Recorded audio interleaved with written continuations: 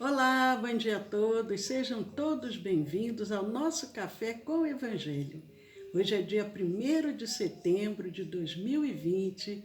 Eu sou Leila Rocha de Oliveira. E Roberto Antônio de Oliveira. Nós somos do Centro de Estudos Espíritas Allan Kardec, aqui da cidade de Olambra.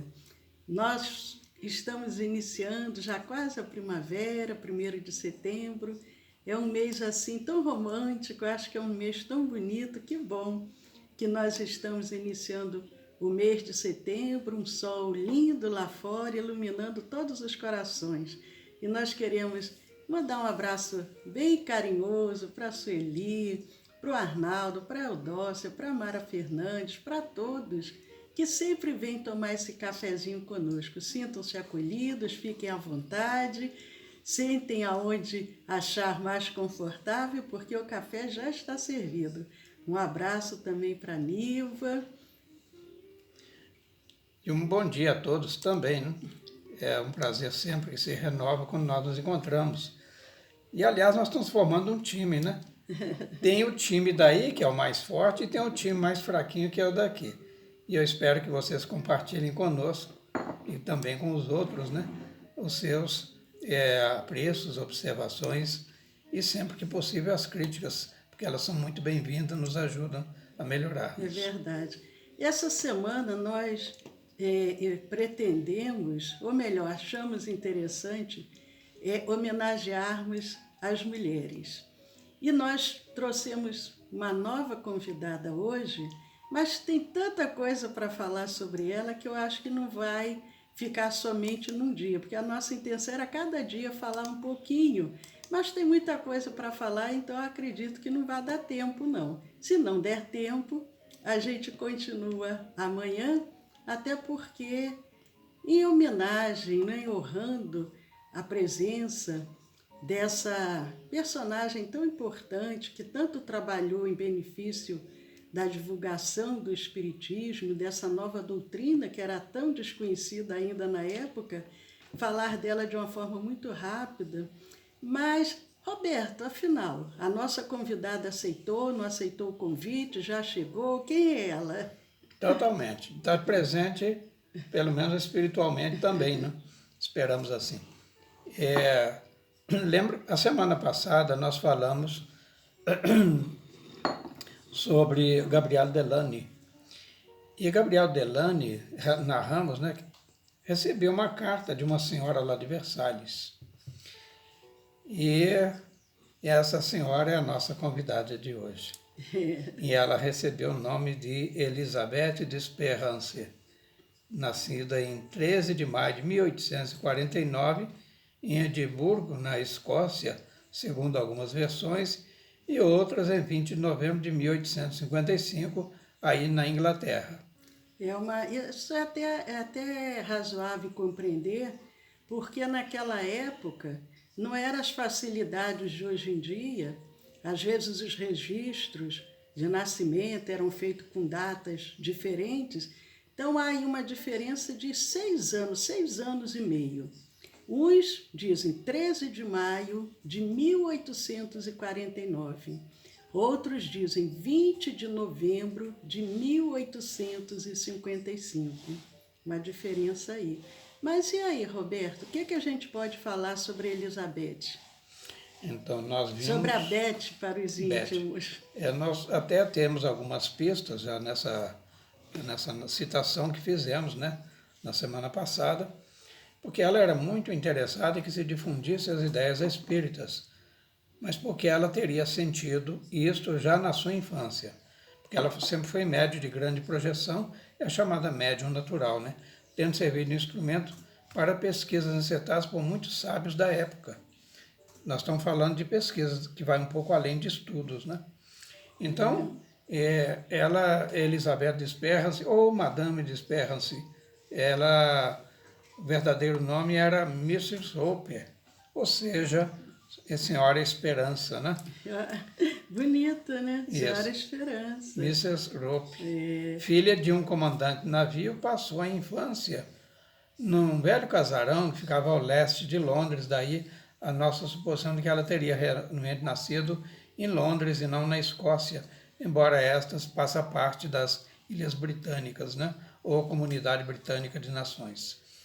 E tem uma importância singular, no meu entendimento, porque ela foi criada ali, né? Passou a infância, um casarão que pertenceu ao Lord Cromwell. Quer dizer, nós temos um conhecimento rápido, né? História geral, sabemos da importância do Lord Cromwell na história da Inglaterra. Mas foi nesse período, Leila, em que ela começou a ver os espíritos que circulavam no imóvel. Imagina, Você né? imagina um casarão, né? Deve ser Casarão antigo, né? Muitos, porque muitos morriam no próprio lar. O que devia ter de mortos-vivos ali, né? Casarão antigo, o espírito que ainda não estava preparado desencarnava, permanecia por ali mesmo, inclusive às vezes ainda ficava assim, não, essa aqui é a minha cama, eu não quero sair daqui. Mas o que acontecia? Porque a gente vê esses médiuns que desde criança já começam com esse intercâmbio espiritual, muitos sofrem, principalmente a começar pela própria família, não é verdade, Roberto? Sim. Geralmente aqueles que convivem com a criança, sobretudo quem não tem uma cultura espírita, e na época que nós nos referimos, o espiritismo estava incipiente, né? Ainda nem existia, pois né? É. Ainda nem existia. E mais distante ainda, na Inglaterra, que a Inglaterra de famílias tradicionais, conservadoras e tais, era religiosas pro forma e anglicanas. Mas então, na adolescência, entre os 13 e 14 anos de idade, o fenômeno levou ela a vivenciar dificuldades de relacionamento muito grandes com a sua mãe, que a julgava louca. E isto sim, o fato das pessoas atribuírem-lhe a loucura abalou ela bastante. Então, abalou a sua saúde. Porque ela era desacreditada, ela era censurada, porque ela desde criança, quando via os espíritos, a família que não compreendia aqueles fenômenos, se ela nasceu em 49, o espiritismo surgiu, começou em 57, as obras de Kardec, mas de qualquer forma, e a própria mãe, julgar louca, aquela dificuldade de convivência era muito doloroso para ela adolescente. Ocorre, Leila, que o pai dela ele era capitão de longo curso, né? Capitão de navio. Então, numa dessas viagens que ele retorna, diante da palidez e a sua magreza, falando da filha, né? A senhorita Hope, e aí ele opta por levá-la consigo no navio, uma viagem pelo Mediterrâneo. Olha que loucura, né? O pai leva a filha... Para arejar, né? Sair daquele, quem sabe, né? Os espíritos ficassem ali no casarão, né? E deixassem ela passear pelo Mediterrâneo. Assim navio cheio de bucaneiros. Então, ao final dessa viagem, ela vivenciou uma vez mais o fenômeno, visualizando um veleiro fantasma que atravessou o navio do pai, deixando-a em pânico no primeiro momento e depois deprimida, diante da incredulidade do pai e de toda a tripulação. Você imagina, deve ter sido objeto de sarcasmo dos marinheiros. E aí o pai, meu Deus, mas essa louca ainda aqui, imagino que teriam dito. Porque ela viu aquele navio vindo em direção ao navio do pai. Atravessou aí o navio. Aí ela falou, poxa, vai bater aqui, né? Vai todo mundo morrer, vai acontecer um acidente. Ela deve ter começado a gritar, deve ter ficado em pânico, navio. E aí o navio passa, nada acontece, é só ela que vê. É uma experiência bem complicada. Mas aí retorna da viagem, Leila. E como é que foi? Quando ela retorna, né, passou depois dessa situação tão complicada, ela vai para a escola, fica 2 anos, provavelmente, deve ser em colégio interno, que aquilo era muito habitual na época, não se detalha muito, mas após esse retorno, ela jovem, passa 2 anos na escola. Período durante aquelas visões, elas amenizaram. Foi até bom, as visões pararam. Mas ao final desses 2 anos, ela precisava apresentar um trabalho lá de final de ano, e ela, para concluir aquelas tarefas de finais, os exames finais, ela precisava escrever uma composição, precisava escrever um tema. O que é a natureza? O que é a natureza? E ela estava com inspiração para isso. Onde que tinha inspiração? Não tinha. Ela não conseguia a inspiração para poder escrever. E aí o que acontece, Roberto? Será que ela consegue escrever? Como é que fica? Vamos botar um pouquinho de suspense, porque nós sabemos que nem tudo que nós criamos, executamos, fazemos, é tão somente, genuinamente nosso. Há uma componente intuitiva muito forte em tudo que fazemos, porque o que fazemos deriva do pensamento. Mas então, nas vésperas do dia da entrega do referido exame, e sem ter concluído o trabalho, ela tentou passar a noite escrevendo, também sem nenhum sucesso. E na manhã seguinte, ao encontrou-a pronta, com a sua letra. Né? Quando ela acorda. Isso. Já prontinha, né, com a sua letra, para ela, inclusive, inexplicavelmente. Então, e foi também um fenômeno para ela própria, ela se surpreende, porque isso caracteriza o quê? Uma psicografia mecânica. Então, ela não tinha noção do que estava escrevendo, e provavelmente foi durante o sono, né, pelo processo de desdobramento, vai a escrivaninha mesmo, onde se achar papel e lápis, ali ela escreve. Ou pode ter sido também um fenômeno de escrita direta, que isso ocorre também. Só que aí tinha a letra dela, então tinha a digital dela, né? É um fenômeno raro. É interessante, né? Aproveitando, mandando um abraço para a Alice. Ô Alice, que bom você aqui conosco, saudades. Vamos ver se mais alguns amigos foram chegando, já se serviram aí do café. É verdade, a Niva está dizendo que estamos longe, porém juntas. A tecnologia faz milagres, é verdade. Um abraço para a Cirlei, para a Janete, a Gessol, que bom a Gê aqui conosco. Muito bom os amigos tomando esse cafezinho conosco. Quem desejar, porque o tempo agora está mais quente, pode ser um suco também, ou uma fruta. O importante é estarmos juntas. A Alice dizendo, saudades também. É verdade, Alice. Mas então, a Eudócia falando com a Alice também, um abraço para a Alice, para a Eudócia, para o Arnaldo. Que bom todos vocês aqui conosco. Mas vamos voltando então, vamos voltando. A Elizabeth, quando ela tinha 19 anos, aí a gente não sabe bem qual ano, porque uns dizem que ela nasceu em 49, outros em 55, mas ela tinha 19 anos quando ela contrai matrimônio. Ela casa com o Sr. Reed, e ele nasceu em 1874. Então a gente já... Ou melhor... Não, o casamento se deu... O casamento se deu em 1874. Quando ela teria 19 anos. Se ela tinha 19... Bom, agora eu não vou fazer as contas, não. Mas 55, 74 dá 19 certinho. Dá 19. Então, fica assim, né? Uns biógrafos dizem que ela nasceu em 49, né? Outros em 55, mas... E ela passa a residir numa outra cidade, né? A partir de então, em Newcastle upon Tyne. Ela muda, né? Ela muda, só que essa nova... Ela morava primeiro. A gente viu a infância toda, aquela casa, um casarão antigo, cheio de fantasmas. Que, aliás, isso é comum na Europa, porque aqueles castelos, tem castelos que datam de 1000 anos e muitos morreram ali dentro, né? Inclusive, às vezes, dependendo até lutas, né? Lutando em guerras, o castelo ser invadido. Mas e essa outra casa, como é que será que era, Roberto? Então, eu imagino o seguinte, olha, são casas antigas, e aí os moradores, né, passam a conviver com os antigos residentes, né, desencarnados.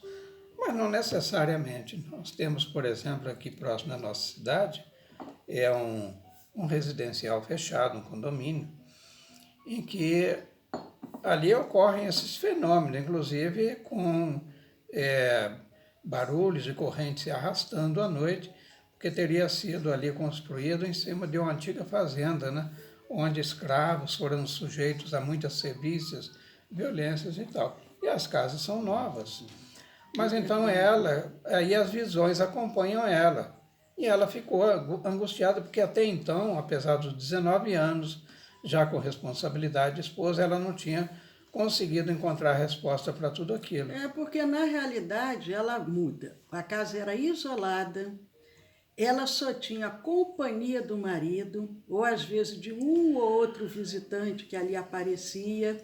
Então foi assim, um prato cheio para ela que já tinha uma sensibilidade a mais, essa sensibilidade mediúnica, das visões retornarem. As visões que haviam cessado durante um período, quando ela se encontrava no colégio, as visões voltam.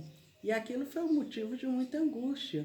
Mas ela acaba tendo, de uma certa forma, um lenitivo, porque nesta época, ela ouve falar do Espiritismo. Então, assumindo o ano correto, né, que seria 1974, Allan Kardec já teria desencarnado há 5 anos e deixado a codificação prontinhas. Mas os fenômenos das mesas girantes persistiam. Então, um casal amigo relata a ela sobre esses fatos, né? E denomina isso, como apropriadamente já era, chamado Espiritismo. Então, encontrando-se aí a sua mãe, ou seja, da mãe da Elizabeth, né, doente, e necessitando submeter-se a uma cirurgia, a Elizabeth encontrava-se há algum tempo sem notícias do pai, porque o pai era capitão do navio, né? Cujo conselho urgente necessitava acerca do melhor tratamento para a mãe. Imagina, né, a mãe precisar, naquela época, fazer uma cirurgia, era uma coisa bem complicada. Aí né? ela vai falar com quem? Olha, o pai está longe, não tem médico perto, né? Com quem vai se aconselhar? Com as mesas girantes. E aí, consultada a mesa, esta informou corretamente o paradeiro do pai, fornecendo inclusive o nome da embarcação a bordo do qual se encontravam, o Lizzie Morton, em Swansea. Posteriormente, outros fenômenos se registraram, tornando-se patente a mediunidade de Elizabeth. É verdade, Então, é interessante porque hoje a gente iria buscar, né, pelo Facebook, pelas mídias, tentar pelo GPS, tentar localizar o pai, mas quem dá ela... Mas ela nem suspeitava, que ela era a própria telégrafa. Então, ela, pela psicografia, tem um método mais rápido de comunicação, né? Por essa psicografia que ela ficou sabendo da localização do pai, né? E do navio em que se encontrava. Foi uma das mediunidades que ela possui, que se manifesta, é a mediunidade de psicografia, que é a mediunidade que, de uma certa forma, é a mais fácil de ficar registrada, né? Porque a pessoa ali recebe essa mensagem e ele transcreve o que está sendo dito.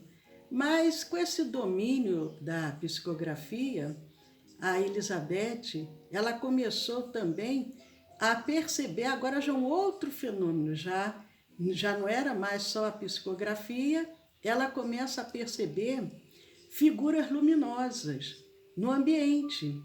E ela, o que ela começou a fazer? Ela observava aquelas figuras luminosas e ela começou a desenhar. Não sei se ela tinha a habilidade para a pintura ou se também era outro tipo de mediunidade, porque nós sabemos que também tem a mediunidade para o desenho, para a pintura, e ela conseguia retratar de forma perfeita aquelas figuras luminosas que apareciam ali para ela. Então ela começou a desenhar aquelas figuras. É muito interessante, né, Roberto? Sim, então duas informações muito importantes nesse relato que a Leila acabou de colocar. Primeiro, figuras luminosas, porque os espíritos eles emanam uma luz muito própria. Então, espíritos luminosos só podem ser espíritos de hierarquia elevada, não mais espíritos para atribulá-la, mas para trazer-lhe orientação segura, conduzir seguramente a sua mediunidade. E um outro fato, que é a psicopictografia, que é a habilidade que tem um médium de reproduzir em pinturas, né, clássicas ou não, ou seja, a tinta, né, gravando na tela, imagens belas. Vai depender da habilidade do comunicante, porque neste momento o médium ele é apenas um instrumento, né? Agora, o que acontece? Com isso, a notícia se espalhou, né? Porque as pessoas sempre, né, vai de ouvido a ouvido, a notícia se espalha, e aí as pessoas foram atrás. Queriam também assistir essas sessões, mas com a esperança de que eles tinham a esperança de que ela também pudesse retratar os parentes, amigos que já haviam falecido. E entre esses, teve um que se destacou, que era o Thomas Barcas, e ele começa a observar, e ali ele fez uma de Kardec. Ele não ficou somente adstrito a observar o fenômeno, ele passa a inquirir os espíritos sobre assuntos científicos. Ele não ficou naquela de perguntas bobas, né? Perguntas sem fundamentos. Não. Começa a inquirir os espíritos sobre os assuntos científicos. E o nível das respostas era, assim, muitas vezes superior ao do próprio Barcas, que era um homem de ciência, né? Um homem de que ciência, era inquiridor, né? Ele estava ali com espírito científico. É, né? Muito interessante. De pesquisa. Mas o nosso tempo acabou e, como nós dissemos, temos bastante coisa a falar sobre a Elizabeth Desperance, que veio também com uma missão, não como sendo uma missionária, mas todos nós temos uma missão. A missão dela era a missão de divulgar, através da sua mediunidade, que a vida continua, que temos a possibilidade do intercâmbio espiritual, a comunicação com o outro lado da vida. E nós vamos amanhã dar continuidade. Só que o Roberto amanhã não vai estar aqui, né, Roberto? É uma lástima, né? Eu não vou poder estar com vocês amanhã. E eu deixarei o timão, já falando em embarcação também, né? Deixarei o timão com a Leila aqui. E vocês vão estar em boas mãos, com certeza. Como tem estado até agora. Né? Mas amanhã nós vamos continuar falando sobre Elizabeth Desperance. Hoje é terça-feira, 20 horas. Nós temos o nosso estudo do Evangelho como uma preparação também para quem desejar participar da reunião de irradiação e vibração que vem logo a seguir, que a nossa reunião de irradiação à distância é de 8h30 às 9h30 da noite, é uma reunião de tratamento, e esse tratamento, ele serve tanto para os problemas de saúde física, mental, emocional, espiritual, obsessiva. O que é que nós orientamos? Alimentação leve, às terças-feiras, no máximo até 18h30. Se possível, assistam o nosso estudo do Evangelho às 20 horas, para entrar nesse clima espiritual para poder receber o tratamento. Amanhã, nós continuamos falando de Elizabeth Desperance e convidamos a todos que ainda não conhecem os nossos canais do YouTube e do Telegram, entre lá, se inscrevam, compartilhem, dêem um joinha, façam comentários. O nosso canal do YouTube é o Centro de Estudos Espíritas Allan Kardec, aqui de Olambra. E o nosso canal do Telegram é o SEAC Olambra. Juntos podemos muito, e podemos. Quem desejar mandar o nome e endereço para a reunião de irradiação, o WhatsApp da nossa Casa Espírita é o 19 99 341 6316. 19 99 341 6316. E nós orientamos que a pessoa se coloque à disposição do tratamento, pelo menos, dependendo da gravidade, pelo menos durante 8 terças-feiras seguidas. Aguardamos vocês às 20 horas e amanhã para continuarmos essa história tão linda de superação. Paz a todos, um ótimo dia. Muito obrigado mais uma vez, um prazer imenso ter estado com vocês. E espero que a Leila não esgote todo o assunto amanhã relativo a essa personagem, porque eu deixo uma canja para mim na quinta-feira, né? Então, até lá, se Deus assim o permitir, e tenham todos um bom dia.